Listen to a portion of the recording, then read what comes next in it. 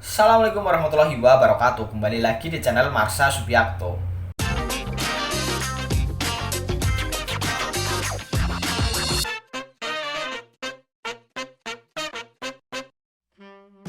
Pada kesempatan kali ini kita akan kembali membahas informasi menarik. Kali ini kembali terkait dengan aparatur sipil negara.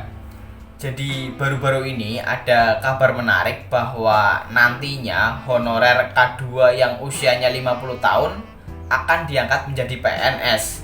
Tetapi perlu diingat bahwa honorer K2 yang akan diangkat menjadi PNS ini adalah honorer K2 yang berada di Provinsi Papua.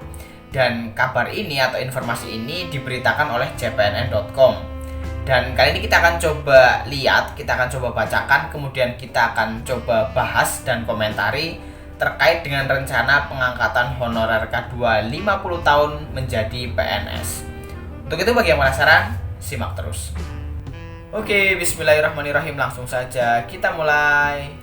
Jadi informasi menarik tersebut diberitakan oleh cpnn.com. cpnn.com memberitakan dengan judul honorer K2 usia 50 tahun diangkat PNS. Ini persyaratannya. cpnn.com Jakarta, pemerintah dan Komisi 2 DPR RI bersepakat untuk mengangkat honorer K2 usia 50 tahun menjadi PNS.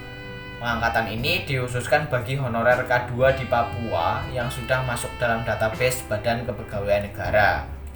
Karena jumlah honorer K2 di Papua tidak banyak, maka mereka bisa terangkut semua menjadi PNS di Provinsi Baru Pemekaran Papua, kata Pelaksana Tugas Kepala BKN Bima Haryawibisana dalam rapat kerja Komisi 2 DPR RI Selasa 26 Juni 2022. Usulan Bima tersebut disambut gembira Komisi 2 DPR.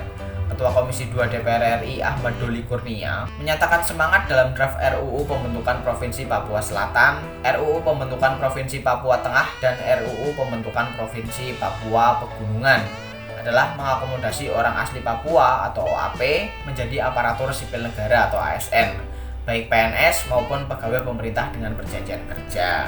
Khusus honorer K2, lanjutnya, apakah hanya orang Papua atau non-OAP bisa diangkat semua menjadi PNS atau tidak, diserahkan teknisnya kepada PKN.